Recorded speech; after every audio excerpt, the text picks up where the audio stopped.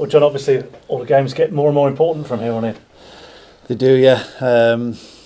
We're in that position now where every game matters. The disappointing start that we've had now, cliche, but we have to put it behind us, and we've got to focus on the remaining games. And like you say, they'll come thick and fast over Christmas, especially. We need to put ourselves in a good position to finish off the season as respectably as we can. Can you quite believe how bad it's been this season? Nope, no, I can't. No, it's nowhere near the type of season and the way it's gone that we envisaged. I think that everybody envisaged really at the start of pre-season.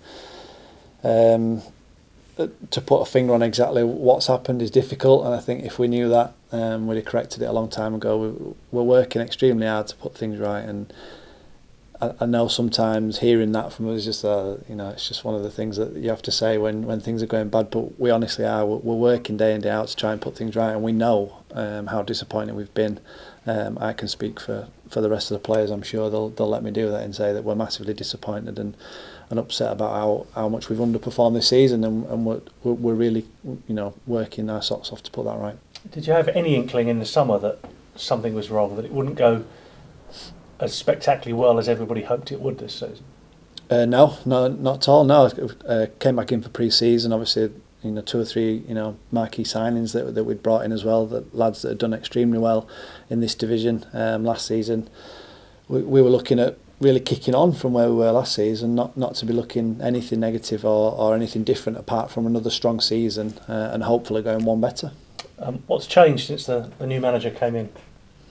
There's been subtle changes. I think it's difficult. Obviously, the third manager of the season and not having a lot of time with us just yet. So I think things will change more and more as time goes by over the next weeks and months, I think. But it's been little things around the training ground, little differences in training. Working on obviously things that we're struggling with, conceding. We're working on. We're looking the most vulnerable at times when we're attacking, so we're trying to sort that out because we are creating chances. And I think Mansfield, we did create chances at Mansfield and we got to stick them away. So we're working on our finishing, we're working on our defending, we're working on the whole lot because there's a lot to work on. And he's identified exactly what needs to happen, and we're trying to give him everything for him to put that right. A lot of the talk that he's talked about since he's come in is about bringing kind of unity, bringing the squad together, the club together as much as anything. Have you noticed an effort, conscious effort in that? Yeah, definitely. Yeah, there has been. Even before the gaffer came in, it was something that we'd sat down and had a meeting with between ourselves as well to try and address, because it wasn't a case of groups, segregation and anything like that or anything nasty. It was just a case of we've got so many bodies.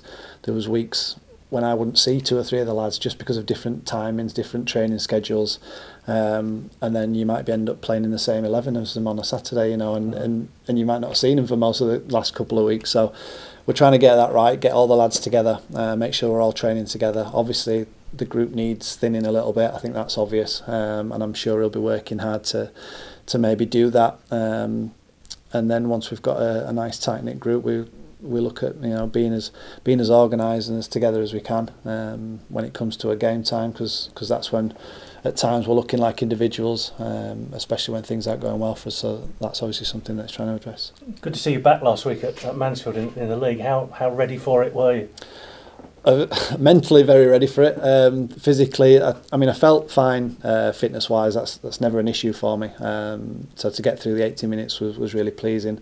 I could have probably done the full game, but just the fatigue thing can always be a little bit of risk, especially with muscle injuries. So I'd done probably more than the physios would like me to do.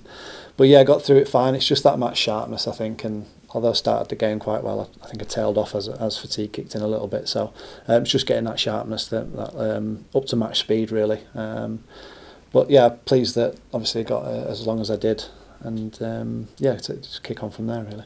Top man, thank you very much. All right. Cheers. Yeah.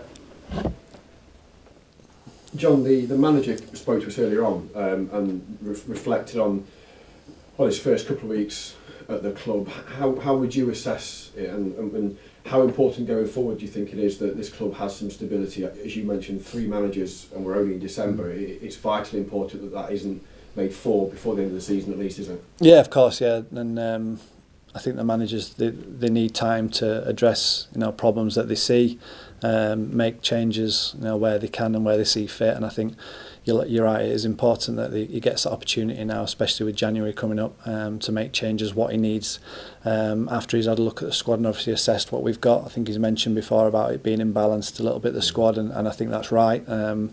We've got a lot of players in certain positions and we're a bit bare bones in others, so just needs shuffling about. I think the nucleus of the squad is good, so he'll look at getting a decent core about the squad again and work from that. I guess this is the $1,000,000 question, and if we had the answer to this, we probably wouldn't be sat where we are. But you've been here for a while now. Last season was successful in the sense of getting to the playoffs and making it to the semi-final.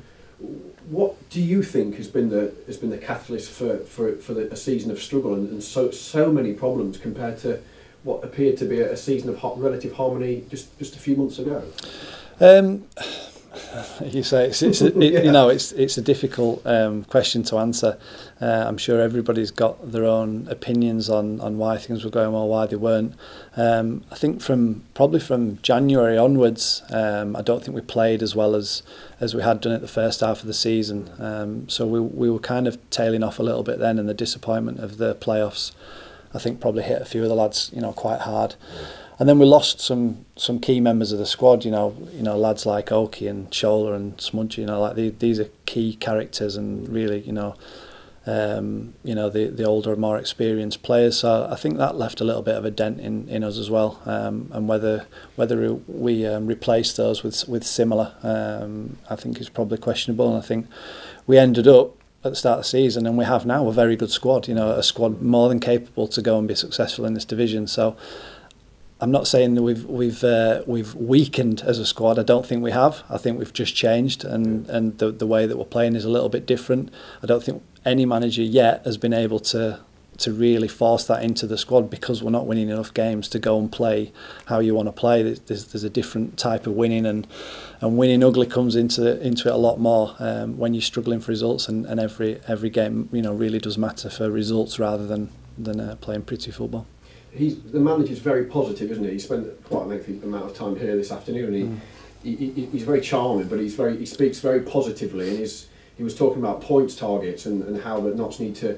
He separated 28 games up into blocks of 7, and you need to get. He said that you need to get 9 points from those 7 games. What's the feeling among the squad? Is that something that you feel is achievable? Yeah, of course. Yeah, we went into the first game of the season, really confident, and we've took a bit of a battering, and that's affected our performances, which it shouldn't have done, and I think we're kind of struggling to turn that tide, back in our favour and start being confident and more expressive in the way that we play. We're 100% confident that can happen, and I know from being in the dressing room with the lads every day, everybody believes it's going to turn. It just needs to, and it needs to do it now, and that's why it gets a bit tense when everything that you're working so hard for doesn't materialise on a Saturday, and you end up with another defeat or a poor result. It knocks you a little bit, but we've just got to keep working and keep going again. The manager's very interested in the stats, and obviously the amount of chances you create, the amount of, if you can get those numbers up in the right kind of areas, then if you have so many shots on target instead of off target, then the chances are you're going to get so many goals. And we're just trying to weigh all the numbers more in our favour, rather than having to score 2 or 3 goals to win a football match. Yeah. Tranmere this weekend, it's the first of 2 or 3 home games throughout December. Notts' home form over the last couple of months has been dreadful, really. No win since the beginning of October. It's really important to start building some solid foundations at home, because of that. Of course, that was the bedrock of last season's success, wasn't it? Yeah, it was. Yeah, it was massively important, and every club that came here, had a tough time, and they knew they were going to be in for a tough game.